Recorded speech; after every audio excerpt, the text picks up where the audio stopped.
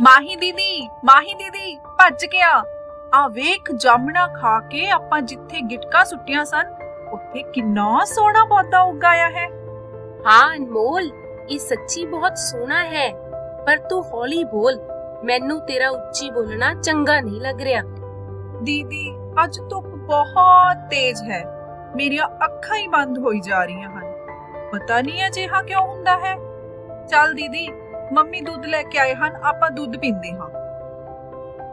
हाय mummy, गिलास तो बहुत गर्म है। ਦੀਦੀ ਹੁਣ ਤੁਸੀਂ ਵੀ ਤਾਂ ਚੀਕੇ ਸੀ ਜਦੋਂ ਤੁਹਾਡੇ ਹੱਥ ਨੂੰ ਗਲਾਸ ਗਰਮ ਲੱਗਾ। ਤੂੰ ਚੁੱਪ ਕਰ। ਇਹ ਪੌਦੇ ਅਤੇ ਮਨੁੱਖਾਂ ਦਾ ਵਧਣਾ, ਗਰਮ ਜਾਂ ਠੰਡਾ ਮਹਿਸੂਸ ਹੋਣਾ, ਤੇਜ਼ ਧੁੱਪ ਵਿੱਚ ਅੱਖਾਂ ਦਾ ਬੰਦ ਹੋਣਾ ਤੇ ਹੋਰ ਅਜਿਹੀਆਂ ਬਹੁਤ ਸਾਰੀਆਂ ਕਿਰਿਆਵਾਂ ਹਨ ਜੋ ਪਤਾ ਨਹੀਂ ਕਿਸ ਤਰ੍ਹਾਂ ਹੁੰਦੀਆਂ ਹਨ। ਦੀਦੀ ਤੂੰ ਸਵੇਰੇ ਆਪਣੀ ਅਧਿਆਪਕਾ ਜੀ ਤੋਂ ਇਹ ਸਾਰਾ ਕੁਝ ਪੁੱਛ ਕੇ ਆਵੀਂ। ਅਗਲੇ ਦਿਨ ਮਾਹੀ ਨੇ ਆਪਣੀ ਅਧਿਆਪਕਾ ਤੋਂ ਇਹਨਾਂ ਸਭ ਕਿਰਿਆਵਾਂ ਬਾਰੇ ਪੁੱਛਿਆ। ਦੇਖੋ ਬੇਟਾ ਜੀ, ਤੁਸੀਂ ਜਦੋਂ ਪੌਦੇ ਦੇ ਉੱਗਣ ਬਾਰੇ ਗੱਲ ਕਰ ਰਹੇ ਹੋ, ਉਹ ਗਤੀ ਪੌਦੇ ਦੇ ਵਾਧੇ ਕਾਰਨ ਹੈ। ਜਿਵੇਂ ਜਦੋਂ ਅਨਮੋਲ ਨੇ ਮਿੱਟੀ ਵਿੱਚ ਜਾਮਣ ਦੀਆਂ ਗਿਟਕਾਂ ਸੁੱਟੀਆਂ, ਜਾਮਣ ਦੇ ਬੀਜ ਪੁੰਗਰ ਗਏ ਅਤੇ ਉਸ ਪੌਦੇ ਵਿੱਚ ਵਾਧੇ ਕਾਰਨ ਗਤੀ ਪੈਦਾ ਹੋਈ ਅਤੇ ਇਸ ਗਤੀ ਕਾਰਨ ਪੌਦਾ ਮਿੱਟੀ ਨੂੰ ਧੱਕ ਕੇ ਬਾਹਰ ਆ ਗਿਆ। ਮੈਡਮ, ਜਦੋਂ ਅਸੀਂ ਪੀਂਗ ਝੂਟਦੇ ਹਾਂ ਤਾਂ ਕੀ ਪੀਂਗ ਦੀ ਗਤੀ ਵੀ ਵਾਧੇ ਵਾਲੀ ਹੁੰਦੀ ਹੈ? ਨਹੀਂ ਬੇਟਾ, ਪੀਂਗ ਵਿੱਚ ਗਤੀ ਜ਼ਰੂਰ ਹੋ ਰਹੀ ਹੈ, ਪਰ ਇਹ ਵਾਧੇ ਕਾਰਨ ਨਹੀਂ ਹੋ ਰਹੀ, ਸਗੋਂ ਇਹ ਪਰਿਵਰਤਨ ਦੀ ਪ੍ਰਕਿਰਿਆ ਕਰਕੇ ਹੋ ਰਹੀ ਹੈ। ਇਸੇ ਤਰ੍ਹਾਂ ਬੱਚਿਓ, ਬਿੱਲੀ ਦਾ ਚੂਹੇ ਪਿੱਛੇ ਦੌੜਨਾ, ਮੱਝ ਦਾ ਜੁਗਾਲੀ ਕਰਨਾ, ਇਹ ਸਭ ਪਰਿਵਰਤਨ ਦੀ ਪ੍ਰਕਿਰਿਆ ਕਰਕੇ ਉਤਪੰਨ ਹੋਈਆਂ ਹਨ। ਮੈਮ, ਤੇਜ਼ ਰੋਸ਼ਨੀ ਵਿੱਚ ਅੱਖਾਂ ਕਿਉਂ ਬੰਦ ਹੋ ਜਾਂਦੀਆਂ ਹਨ? ਜਦੋਂ ਤੇਜ਼ ਰੋਸ਼ਨੀ ਸਾਡੀਆਂ ਅੱਖਾਂ ਉੱਤੇ ਫੋਕਸ ਹੁੰਦੀ ਹੈ ਜਾਂ ਅਸੀਂ ਕਿਸੇ ਗਰਮ ਵਸਤੂ ਨੂੰ ਇੱਕਦਮ ਛੂ ਲੈਂਦੇ ਹਾਂ ਤਾਂ ਸਾਨੂੰ ਪਰਿਵਰਤਨ ਦਾ ਪਤਾ ਲੱਗ ਜਾਂਦਾ ਹੈ। ਇਸੇ ਪਰਿਵਰਤਨ ਦੀ ਪ੍ਰਤੀਕਿਰਿਆ ਦੇ ਕਾਰਨ ਅਸੀਂ ਆਪਣੇ ਆਪ ਨੂੰ ਬਚਾਉਣ ਲਈ ਗਤੀ ਕਰਦੇ ਹਾਂ।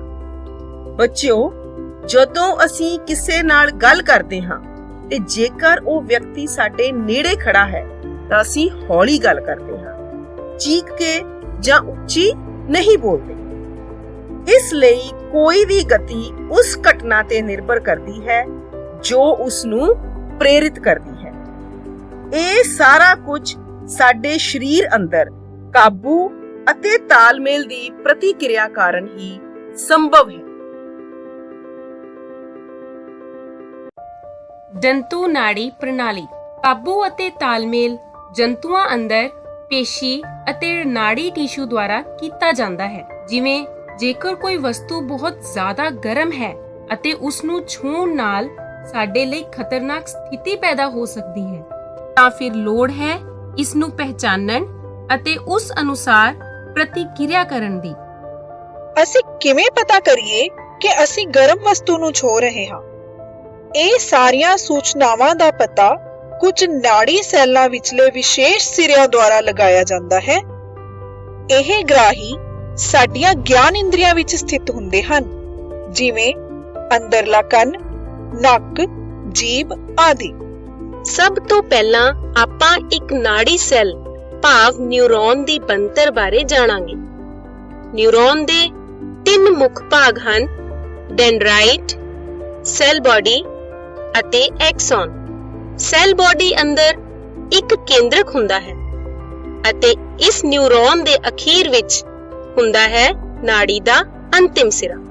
ਕੋਈ ਵੀ ਸੂਚਨਾ ਨਾੜੀ ਸੈੱਲ ਦੇ ਡੈਂਡਰਾਈਟ ਸਿਰੇ ਦੁਆਰਾ ਪ੍ਰਾਪਤ ਕੀਤੀ ਜਾਂਦੀ ਹੈ ਅਤੇ ਫਿਰ ਰਸਾਇਣਿਕ ਪ੍ਰਤੀਕਿਰਿਆ ਦੁਆਰਾ ਇੱਕ ਬਿਜਲਈ ਆਵੇਗ ਪੈਦਾ ਕਰਦੀ ਹੈ। ਇਹ ਆਵੇਗ ਡੈਂਡਰਾਈਟ ਤੋਂ ਸੈਲ ਬਾਡੀ ਤੱਕ ਜਾਂਦਾ ਹੈ ਅਤੇ ਫਿਰ ਐਕਸਨ ਰਾਹੀਂ ਉਸ ਦੇ ਅੰਤਿਮ ਸਿਰੇ ਤੱਕ ਪਹੁੰਚਦਾ ਹੈ। ਐਕਸਨ ਦੇ ਅੰਤ ਵਿੱਚ ਬਿਜਲਈ ਆਵੇਗ ਕੁਝ ਰਸਾਇਣ ਛੱਡਦਾ ਹੈ। ਇਹ ਰਸਾਇਣ ਸਿਨੈਪਸ ਨੂੰ ਪਾਰ ਕਰਦਾ ਹੋਇਆ ਅਗਲੇ ਨਾੜੀ ਸੈੱਲ ਦੇ ਡੈਂਡਰਾਈਟ ਉੱਤੇ ਉਸੇ ਤਰ੍ਹਾਂ ਦਾ ਬਿਜਲਈ ਆਵੇਗ ਆਰੰਭ ਕਰਦੀਆਂ ਹਨ। ਇਸੇ ਤਰ੍ਹਾਂ ਦਾ ਹੀ ਇੱਕ ਸਿਨੈਪਸ ਅਜਿਹੇ ਆਵੇਗਾਂ ਨੂੰ ਨਿਊਰੋਨਾਂ ਤੋਂ ਪੇਸ਼ੀ ਸੈੱਲ ਜਾਂ ਗ੍ਰੰਥੀਆਂ ਤੱਕ ਪਹੁੰਚਾਉਂਦਾ ਹੈ। ਨਾੜੀ ਟਿਸ਼ੂ ਨਾੜੀ ਸੈੱਲਾਂ ਜਾਂ ਨਿਊਰੋਨ ਦਾ ਇੱਕ ਸੰਗਠਿਤ ਜਾਲ ਬਣਿਆ ਹੁੰਦਾ ਹੈ ਅਤੇ ਇਹ ਸੂਚਨਾਵਾਂ ਨੂੰ ਬਿਜਲਈ ਆਵੇਗ ਦੁਆਰਾ ਸਰੀਰ ਦੇ ਇੱਕ ਭਾਗ ਤੋਂ ਦੂਜੇ ਭਾਗ ਤੱਕ ਪਹੁੰਚਾਉਣ ਲਈ ਹੀ ਹੈ। ਬੱਚਿਓ, ਆਓ ਆਪਾਂ ਹੁਣ ਇੱਕ ਕਿਰਿਆ ਕਰੀਏ। ਗੋਪੀ ਨੇ ਆਪਣੇ ਮੂੰਹ ਵਿੱਚ ਖੰਡ ਰੱਖੀ ਤੇ ਉਸਦਾ ਸਵਾਦ ਚੱਖਿਆ। ਹੁਣ ਮੋਹਨ ਨੇ ਆਪਣੇ ਅੰਗੂਠੇ ਅਤੇ ਉਂਗਲ ਨਾਲ ਨੱਕ ਬੰਦ ਕਰ ਲਿਆ ਅਤੇ ਫਿਰ ਆਪਣੇ ਮੂੰਹ ਵਿੱਚ ਖੰਡ ਰੱਖੀ। ਤੁਹਾਨੂੰ ਕੀ ਲੱਗਦਾ ਹੈ, ਕਿਸ ਨੂੰ ਖੰਡ ਦਾ ਸਵਾਦ ਪੂਰੀ ਤਰ੍ਹਾਂ ਪਤਾ ਲੱਗਾ ਹੋਵੇਗਾ? ਬਿਲਕੁਲ ਸਹੀ, ਗੋਪੀ ਨੂੰ ਪੂਰਾ ਸਵਾਦ ਪਤਾ ਲੱਗਾ, ਜਦਕਿ ਮੋਹਨ ਨੂੰ ਚੰਗੀ ਤਰ੍ਹਾਂ ਸਵਾਦ ਨਹੀਂ ਪਤਾ ਲੱਗ ਸਕਿਆ। ਕਿਉਂਕਿ ਕਿਸੇ ਵੀ ਭੋਜਨ ਦਾ ਸਵਾਦ ਉਸ ਸਮੇਂ ਹੀ ਪੂਰਾ ਆਉਂਦਾ ਹੈ ਜਦੋਂ ਜੀਭ ਉਸ ਨੂੰ ਟੇਸਟ ਕਰੇ ਅਤੇ ਨੱਕ ਉਸ ਨੂੰ ਸਮੈਲ ਕਰੇ। ਜੇਕਰ ਇਹਨਾਂ ਵਿੱਚੋਂ ਇੱਕ ਵੀ ਚੀਜ਼ ਨਾ ਹੋਵੇ ਤਾਂ ਅਸੀਂ ਸਵਾਦ ਨੂੰ ਪੂਰੀ ਤਰ੍ਹਾਂ ਮਹਿਸੂਸ ਨਹੀਂ ਕਰ ਸਕਦੇ। ਇਹੀ ਕਾਰਨ ਹੈ ਕਿ ਜਦੋਂ ਸਾਨੂੰ ਜ਼ੁਕਾਮ ਹੁੰਦਾ ਹੈ ਤਾਂ ਸਾਨੂੰ ਭੋਜਨ ਦਾ ਸਵਾਦ ਚੰਗੀ ਤਰ੍ਹਾਂ ਪਤਾ ਨਹੀਂ ਲੱਗਦਾ। ਪ੍ਰਤੀਵਰਤੀ ਕਿਰਿਆ ਵਿੱਚ ਕੀ ਹੁੰਦਾ ਹੈ? ਜਦੋਂ ਵੀ ਕੋਈ ਆਪਾਤਕਾਲੀਨ ਜਾਂ ਐਮਰਜੈਂਸੀ ਸਥਿਤੀ ਹੁੰਦੀ ਹੈ ਤਾਂ ਸਾਡੇ ਸਰੀਰ ਨੂੰ ਅਚਾਨਕ ਕਿਰਿਆ ਕਰਨੀ ਪੈਂਦੀ ਹੈ। ਜਿਵੇਂ ਰਸੋਈ ਵਿੱਚ ਅਚਾਨਕ ਸਾਡਾ ਹੱਥ ਜੇਕਰ ਗਰਮ ਤਵੇ ਤੇ ਲੱਗ ਜਾਵੇ ਤਾਂ ਅਸੀਂ ਆਪਣਾ ਹੱਥ ਪਿੱਛੇ ਕਰ ਲਾਂਗੇ ਹਾਂ। ਸਾਨੂੰ ਜ਼ਿਆਦਾ ਸੋਚਣ ਦੀ ਲੋੜ ਨਹੀਂ ਪੈਂਦੀ। ਦਿਮਾਗ ਤੱਕ ਇਹ ਆਵੇਗ ਪਹੁੰਚਾਉਣ ਲਈ ਬਹੁਤ ਜ਼ਿਆਦਾ ਸਮਾਂ ਲੱਗੇਗਾ। ਜਦੋਂ ਤੱਕ ਦਿਮਾਗ ਰਾਹੀਂ ਸਰੀਰ ਨੂੰ ਗਤੀ ਕਰਨ ਦਾ ਆਦੇਸ਼ ਪਹੁੰਚੇਗਾ, ਉਦੋਂ ਤੱਕ ਅਸੀਂ ਸੜ ਸਕਦੇ ਹਾਂ। ਅਜਿਹੀ ਆਪਾਤਕਾਲੀਨ ਸਥਿਤੀ ਵਿੱਚ ਸੁਖਮਨਾ ਨਾੜੀ ਤੁਰੰਤ ਪ੍ਰਤੀਕਿਰਿਆ ਕਰਦੀ ਹੈ, ਜੋ ਸਿੱਧਾ ਹੀ ਨਾੜੀਆਂ ਰਾਹੀਂ ਪੇਸ਼ੀਆਂ ਨੂੰ ਗਤੀ ਕਰਵਾਉਂਦੀ ਹੈ ਅਤੇ ਨਿਰਦੇਸ਼ਿਤ ਕੰਮ ਜਲਦੀ ਪੂਰਾ ਹੋ ਜਾਂਦਾ ਹੈ। ਇਸ ਦੇ ਫਲਸਰੂਪ ਅਸੀਂ ਗਰਮ ਵਸਤੂ ਨੂੰ ਛੂੰਹਦੇ ਸਾਰ ਤੁਰੰਤ ਆਪਣਾ ਹੱਥ ਪਿੱਛੇ ਹਟਾ ਲੈਂਦੇ ਹਾਂ। ਇਸ ਕਿਰਿਆ ਨੂੰ ਪ੍ਰਤੀਵਰਤੀ ਕਿਰਿਆ ਕਹਿੰਦੇ ਹਨ। ਆਓ ਇਸ ਬਾਰੇ ਚਰਚਾ ਕਰੀਏ। ਜਿਵੇਂ ਹੀ ਗਰਮ ਪਤੀਲਾ ਹੱਥ ਨਾਲ ਛੂ ਜਾਂਦਾ ਹੈ, ਸਾਡੀ ਚਮੜੀ ਦੇ ਰਿਸੈਪਟਰ ਤੋਂ ਸੂਚਨਾ ਸੈਂਸਰੀ ਨਿਊਰੋਨ ਤੋਂ ਸੁਖਮਨਾ ਨਾੜੀ ਤੱਕ ਜਾਵੇਗੀ।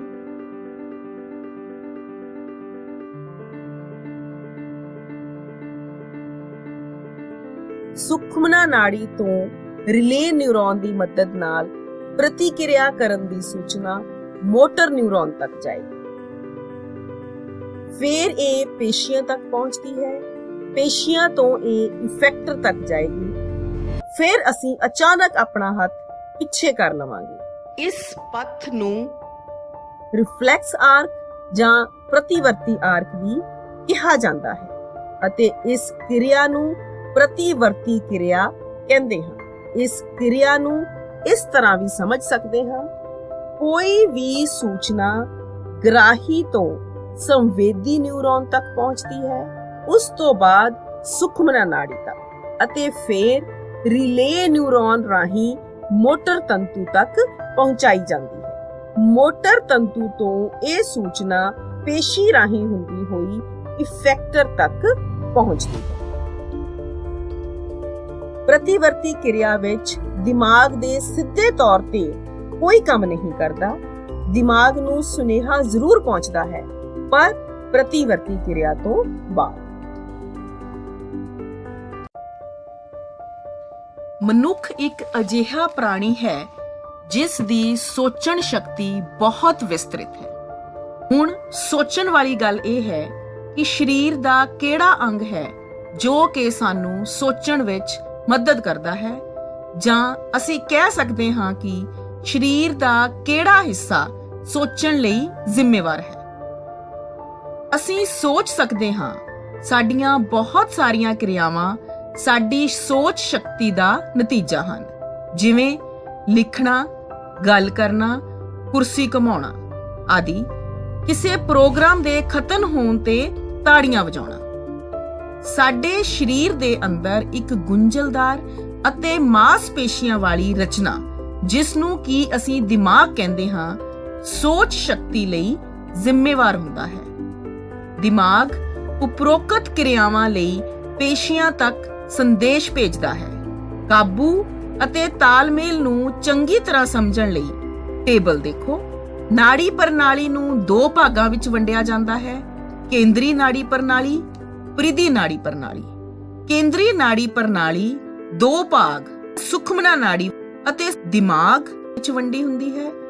ਪ੍ਰਿਧੀ ਨਾੜੀ ਪ੍ਰਣਾਲੀ ਕਪਾਲ ਨਾੜੀਆਂ ਅਤੇ ਸੁਖਮਨਾ ਤੰਦਾਂ ਵਿੱਚ ਵੰਡੀ ਹੁੰਦੀ ਹੈ। ਦਿਮਾਗ ਸੈਂਟਰਲ ਨਾੜੀ ਪ੍ਰਣਾਲੀ ਦਾ ਮੁੱਖ ਅੰਗ ਹੈ।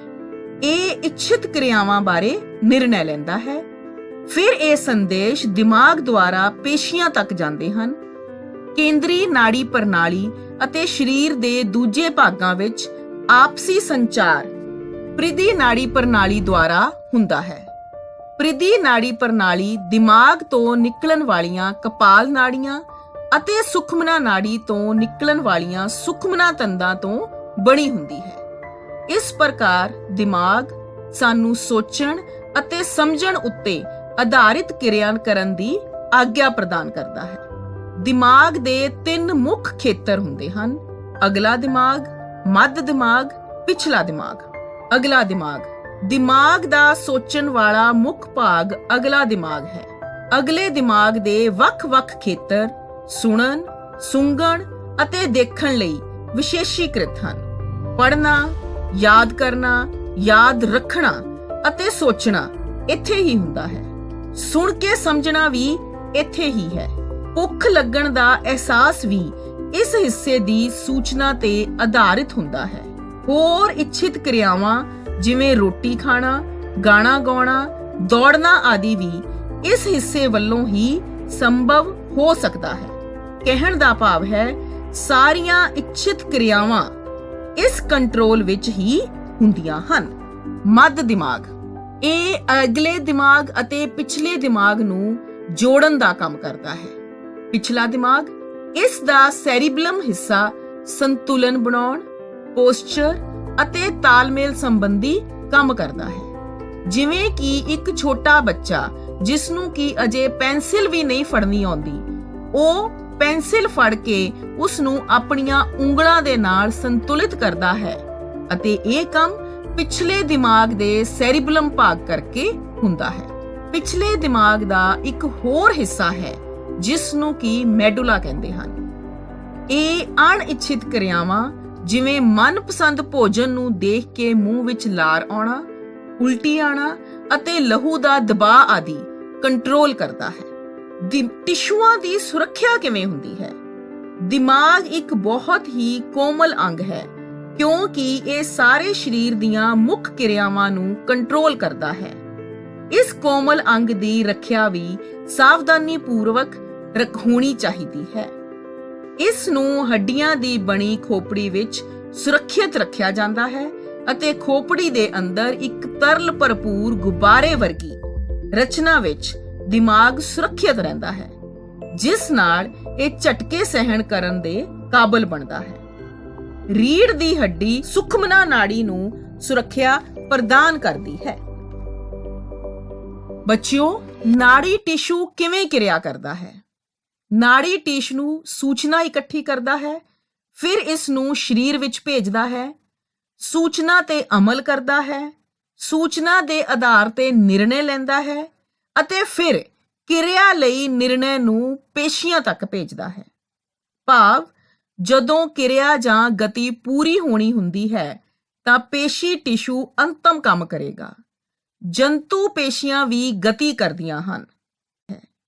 ਜੇਕਰ ਅਸੀਂ ਸੈੱਲ ਪੱਧਰ ਤੇ ਦੇਖਦੇ ਹਾਂ ਤਾਂ ਸਭ ਤੋਂ ਸਰਲ ਧਾਰਨਾ ਹੈ ਕਿ ਪੇਸ਼ੀ ਸੈੱਲ ਆਪਣੀ ਸ਼ਕਲ ਕਿਵੇਂ ਬਦਲਦਾ ਹੈ। ਸੈੱਲਾਂ ਦੀ ਰਸਾਇਣਿਕ ਬਣਤਰ ਕਰਕੇ ਪੇਸ਼ੀ ਸੈੱਲਾਂ ਵਿੱਚ ਵਿਸ਼ੇਸ਼ ਪ੍ਰਕਾਰ ਦੀ ਪ੍ਰੋਟੀਨ ਹੁੰਦੀ ਹੈ ਜੋ ਕਿ ਉਹਨਾਂ ਦੀ ਸ਼ਕਲ ਅਤੇ ਵਿਵਸਥਾ ਦੋਵੇਂ ਹੀ ਬਦਲ ਦਿੰਦੀ ਹੈ। ਸੈੱਲ ਵਿੱਚ ਇਹ ਨਾੜੀ ਬਿਜਲਈ ਆਵੇਗ ਦੀ ਪ੍ਰਤੀਕਿਰਿਆ ਦੇ ਫਲ ਸਵਰੂਪ ਹੁੰਦਾ ਹੈ। ਜਦੋਂ ਇਹ ਘਟਨਾ ਹੁੰਦੀ ਹੈ ਤਾਂ ਇਹਨਾਂ ਪ੍ਰੋਟੀਨਾਂ ਦੀ ਨਵੀਂ ਪੇਸ਼ੀ ਵਿਵਸਥਾ ਪੇਸ਼ੀ ਦੇ ਸੈੱਲਾਂ ਨੂੰ ਨਵਾਂ ਆਕਾਰ ਦਿੰਦੀ ਹੈ।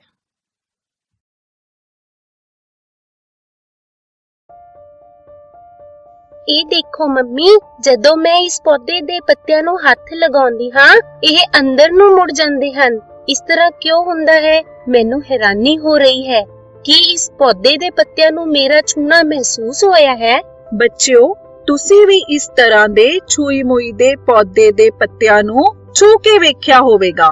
ਹੁਣ ਸਵਾਲ ਇਹ ਪੈਦਾ ਹੁੰਦਾ ਹੈ ਕਿ ਜੰਤੂਆਂ ਵਿੱਚ ਕਾਬੂ ਅਤੇ ਤਾਲਮੇਲ ਲਈ ਉਹਨਾਂ ਦੇ ਸਰੀਰ ਵਿੱਚ ਨਾੜੀ ਪ੍ਰਬੰਧ ਹੁੰਦਾ ਹੈ, ਪਰ ਪੌਦਿਆਂ ਵਿੱਚ ਨਾ ਤਾਂ ਨਾੜੀ ਪ੍ਰਬੰਧ ਹੁੰਦਾ ਹੈ ਤੇ ਨਾ ਹੀ ਪੇਸ਼ੀਆਂ ਹੁੰਦੀਆਂ ਹਨ। ਫਿਰ ਛੂਈ ਮੋਈ ਦਾ ਪੌਦਾ ਕਿਵੇਂ ਤਾਲਮੇਲ ਕਰਦਾ ਹੈ? ਇਸੇ ਤਰ੍ਹਾਂ ਜਦੋਂ ਕੋਈ ਪੌਦਾ ਬੀਜ ਤੋਂ ਉੱਗਦਾ ਹੈ ਤਾਂ ਜੜ੍ਹਾਂ ਹੇਠਾਂ ਵੱਲ ਅਤੇ ਤਣਾ ਉੱਪਰ ਵੱਲ ਹੀ ਕਿਉਂ ਜਾਂਦਾ ਹੈ? ਇਹ ਦੋਵੇਂ ਸਥਿਤੀਆਂ ਵੱਖ-ਵੱਖ ਹਨ। ਪਹਿਲੀ ਸਥਿਤੀ ਵਿੱਚ ਜਦੋਂ ਛੂਈ ਮੋਈ ਦੇ ਪੌਦੇ ਦੇ ਪੱਤਿਆਂ ਨੂੰ ਕੋਈ ਛੂੰਦਾ ਹੈ ਤਾਂ ਉਸ ਦੀਆਂ ਪੱਤੀਆਂ ਪ੍ਰਤੀਕਿਰਿਆ ਕਰਦੇ ਹੋਏ ਬਹੁਤ ਤੇਜ਼ੀ ਨਾਲ ਗਤੀ ਕਰਦੀਆਂ ਹਨ। ਦੂਜੀ ਸਥਿਤੀ ਵਿੱਚ ਪੌਦੇ ਦੀ ਗਤੀ ਚਾਹੇ ਜੜ ਦੀ ਹੋਵੇ ਜਾਂ ਤਣੇ ਦੀ, ਇਹ ਉਸ ਦੇ ਵਾਧੇ ਕਾਰਨ ਹੁੰਦੀ ਹੈ। ਇਸ ਲਈ ਇਸ ਤੋਂ ਇਹ ਪਤਾ ਲੱਗਦਾ ਹੈ ਕਿ ਪੌਦੇ ਦੀਆਂ ਗਤੀਆਂ ਦੋ ਪ੍ਰਕਾਰ ਨਾਲ ਹੁੰਦੀਆਂ ਹਨ, ਇੱਕ ਜੋ ਵਾਧੇ ਉੱਪਰ ਨਿਰਭਰ ਕਰਦੀ ਹੈ, ਦੂਜਾ ਜੋ ਵਾਧੇ ਉੱਪਰ ਨਿਰਭਰ ਨਹੀਂ ਕਰਦੀ। ਸਭ ਤੋਂ ਪਹਿਲਾਂ ਆਪਾਂ ਕਰਾਂਗੇ ਗਤੀ ਜੋ ਵਾਧੇ ਉੱਪਰ ਨਿਰਭਰ ਨਹੀਂ ਕਰਦੀ, ਭਾਵ ਸੰਵੇਦਨਾ ਪ੍ਰਤੀ ਤੁਰੰਤ ਪ੍ਰਤੀਕਿਰਿਆ। ਬੱਚਿਓ, ਹੁਣ ਆਪਾਂ ਉਸ ਸਵਾਲ ਦਾ ਜਵਾਬ ਪਤਾ ਕਰਾਂਗੇ ਜੋ ਸ਼ੁਰੂ ਵਿੱਚ ਹੀ ਇਸ ਬੱਚੀ ਨੇ ਪੁੱਛਿਆ ਸੀ। ਛੂਈ ਮੋਈ ਪੌਦੇ ਵਿੱਚ ਕੋਈ ਨਾੜੀ ਟਿਸ਼ੂ ਤਾਂ ਹੈ ਨਹੀਂ, ਨਾ ਹੀ ਕੋਈ ਪੇਸ਼ੀ, ਫਿਰ ਵੀ ਉਸ ਦੀਆਂ ਪੱਤੀਆਂ ਛੂਹਣ ਤੇ ਗਤੀ ਕਰਦੀਆਂ ਹਨ। ਇੱਕ ਹੋਰ ਗੱਲ, ਤੁਸੀਂ ਦੇਖਿਆ ਹੋਵੇਗਾ ਕਿ ਪੱਤੇ ਦੇ ਜਿਸ ਬਿੰਦੂ ਤੇ ਤੁਸੀਂ ਸਪਰਸ਼ ਕਰਦੇ ਹੋ, ਗਤੀ ਉੱਥੋਂ ਸ਼ੁਰੂ ਨਹੀਂ ਹੁੰਦੀ, ਸਗੋਂ ਭਿੰਨ ਬਿੰਦੂ ਤੋਂ ਹੁੰਦੀ ਹੈ। ਇਸ ਦਾ ਮਤਲਬ ਛੂਹਣ ਤੇ ਸੂਚਨਾ ਤਾਂ ਸੰਚਾਰਿਤ ਹੋਈ ਹੈ, ਉਹ ਵੀ ਬਿਨਾਂ ਵਿਸ਼ੇਸ਼ ਟਿਸ਼ੂ ਦੇ। ਤਾਂ ਬੱਚਿਓ, ਇਹਨਾਂ ਵਿੱਚ ਇਹ ਸੂਚਨਾ ਬਿਜਲੀ ਰਸਾਇਣਾ ਕਰਕੇ ਇੱਕ ਥਾਂ ਤੋਂ ਦੂਜੀ ਥਾਂ ਤੱਕ ਪਹੁੰਚੀ ਹੈ। ਜੰਤੂਆਂ ਵਿੱਚ ਸਾਨੂੰ ਪਤਾ ਹੈ ਕਿ ਪੇਸ਼ੀ ਸੈੱਲਾਂ ਵਿੱਚ ਪ੍ਰੋਟੀਨ ਮੌਜੂਦ ਹੁੰਦਾ ਹੈ, ਜਿਨ੍ਹਾਂ ਦੀ ਮਦਦ ਨਾਲ ਉਹ ਆਪਣੇ ਸਰੀਰ ਦੀ ਗਤੀ ਕਰ ਸਕਦੇ ਹਨ, ਪਰ ਪੌਦਿਆਂ ਵਿੱਚ ਅਜਿਹੇ ਵਿਸ਼ੇਸ਼ੀਕ੍ਰਿਤ ਪ੍ਰੋਟੀਨ ਨਹੀਂ ਹੁੰਦੇ। ਇਸ ਕਰਕੇ ਛੂਈ ਮੋਈ ਦੇ ਪੌਦੇ ਦੇ ਪੱਤੇ ਅੰਦਰੋਂ ਪਾਣੀ ਝੜ ਜਾਂਦਾ ਹੈ ਅਤੇ ਉਹ ਸੁੰਗੜ ਜਾਂਦੇ ਹਨ ਅਤੇ ਆਪਣੀ ਸ਼ਕਲ ਬਦਲ ਲੈਂਦੇ ਹਨ। ਪਾਣੀ ਦੀ ਮਾਤਰਾ ਦੁਬਾਰਾ ਪੂਰੀ ਹੋਣ ਤੇ ਇਹ ਫਿਰ ਫੁੱਲ ਜਾਂਦੇ ਹਨ। ਤਾਂ ਬੱਚਿਓ, ਇਹ ਗਤੀ ਸੀ ਸੰਵੇਦਨਾ ਪ੍ਰਤੀ ਪ੍ਰਤੀਕਿਰਿਆ, ਜਿਸ ਦਾ ਪੌਦੇ ਦੇ ਵਾਧੇ ਨਾਲ ਕੋਈ ਵੀ ਸੰਬੰਧ ਨਹੀਂ ਹੈ। ਇਹਨਾਂ ਪ੍ਰਤੀਕਿਰਿਆਵਾਂ ਦੌਰਾਨ ਪੌਦੇ ਦੇ ਵਾਧੇ ਨੂੰ ਕੋਈ ਫਰਕ ਹੀ ਨਹੀਂ ਪੈਂਦਾ। ਇਸ ਦੀ ਇੱਕ ਹੋਰ ਉਦਾਹਰਨ ਹੈ ਫੁੱਲਾਂ ਦਾ ਦਿਨ ਦੀ ਰੋਸ਼ਨੀ ਵਿੱਚ ਖਿੜਨਾ ਅਤੇ ਰੋਸ਼ਨੀ ਘਟਣ ਤੇ ਸ਼ਾਮ ਵੇਲੇ ਫੇਰ ਮੁਰਝਾ ਜਾਣਾ, ਜਾਂ ਫਿਰ ਹਵਾ ਕਾਰਨ ਪੱਤਿਆਂ ਦਾ ਹਿੱਲਣਾ। ਇਸ ਤਰ੍ਹਾਂ ਦੀਆਂ ਗਤੀਆਂ ਤੁਰੰਤ ਮਤਲਬ ਬਹੁਤ ਤੇਜ਼ੀ ਨਾਲ ਪ੍ਰਤੀਕਿਰਿਆ ਕਰਦੀਆਂ ਹਨ। ਹੁਣ ਦੂਸਰੀ ਗਤੀ ਹੈ ਵਾਧੇ ਕਾਰਨ ਪੈਦਾ ਹੋਈ ਗਤੀ। ਜਦੋਂ ਪੌਦਿਆਂ ਵਿੱਚ ਵਾਧਾ ਹੁੰਦਾ ਹੈ ਤਾਂ ਉਸ ਵਾਧੇ ਕਾਰਨ ਵੀ ਗਤੀ ਪੈਦਾ ਹੁੰਦੀ ਹੈ, ਕਿਉਂਕਿ ਕੁਝ ਵਾਤਾਵਰਣੀ ਪ੍ਰੇਰਣਾਵਾਂ ਜਿਵੇਂ ਕਿ ਪ੍ਰਕਾਸ਼ ਜਾਂ ਗੁਰੂਤਾ ਪੌਦੇ ਦੇ ਵਾਧੇ ਵਾਲੇ ਭਾਗ ਵਿੱਚ ਦਿਸ਼ਾ ਪਰਿਵਰਤਨ ਕਰ ਦਿੰਦੇ ਹਨ। ਇਹਨਾਂ ਨੂੰ ਦਿਸ਼ਾਵੀ ਜਾਂ ਅਨੁਵਰਤਨੀ ਗਤੀਆਂ ਕਹਿ ਸਕਦੇ ਹਾਂ। ਇਸ ਦੀਆਂ ਕੁਝ ਕਿਸਮਾਂ ਹਨ।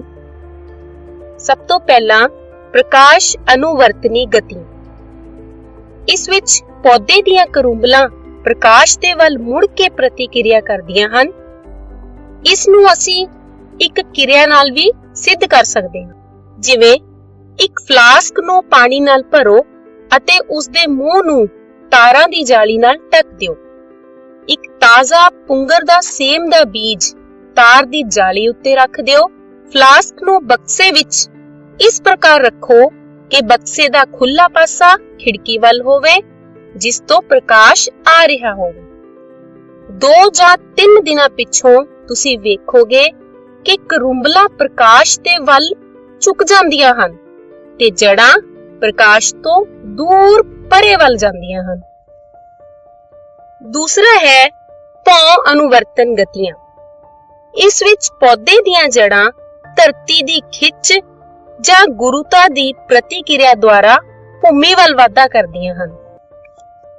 ਜੇਕਰ ਇੱਕ ਪੌਦਾ ਲੱਗੇ ਗਮਲੇ ਨੂੰ ਅਸੀਂ ਥੋੜਾ ਟੇਢਾ ਰੱਖ ਦਈਏ ਤਾਂ ਕੁਝ ਦਿਨਾਂ ਬਾਅਦ ਅਸੀਂ ਦੇਖਾਂਗੇ ਕਿ ਪੌਦੇ ਦੇ ਤਣੇ ਨੇ ਦਿਸ਼ਾ ਬਦਲ ਲਈ ਅਤੇ ਉੱਪਰ ਵੱਲ ਵਧਣ ਲੱਗ ਪਿਆ, ਅਤੇ ਜੜ ਨੇ ਵੀ ਆਪਣੀ ਦਿਸ਼ਾ ਬਦਲ ਲਈ ਅਤੇ ਉਹ ਨੀਚੇ ਵੱਲ ਵਧਣ ਲੱਗ ਪਈ।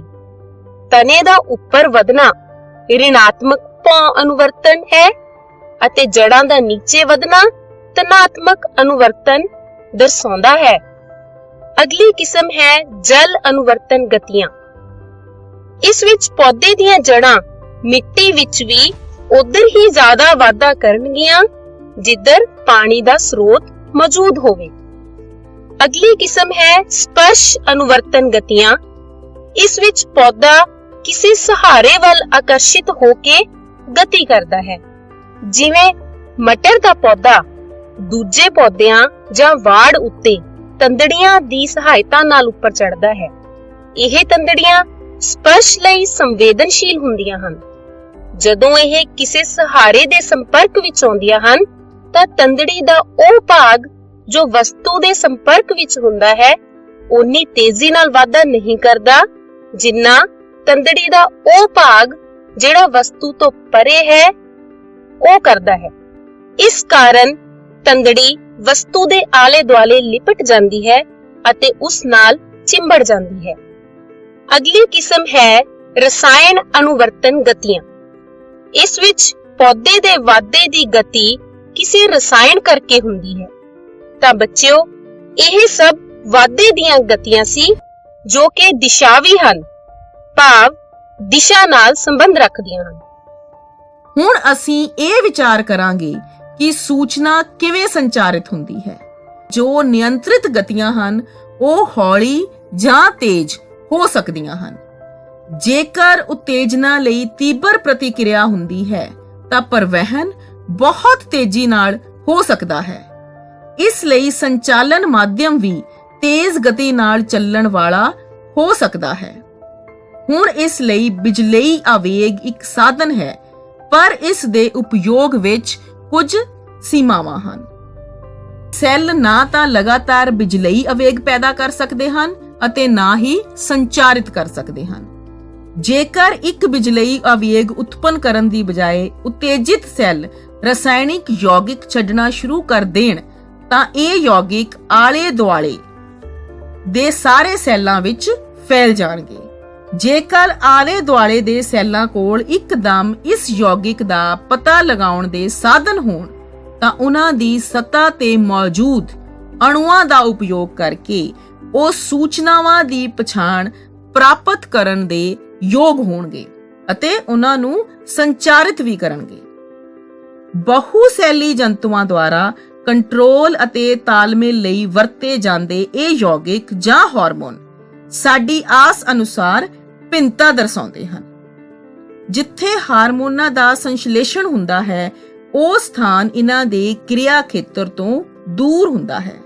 ਸਧਾਰਨ ਪ੍ਰਸਰਣ ਦੁਆਰਾ ਇਹ ਕਿਰਿਆ ਖੇਤਰ ਤੱਕ ਪਹੁੰਚ ਜਾਂਦੇ ਹਨ।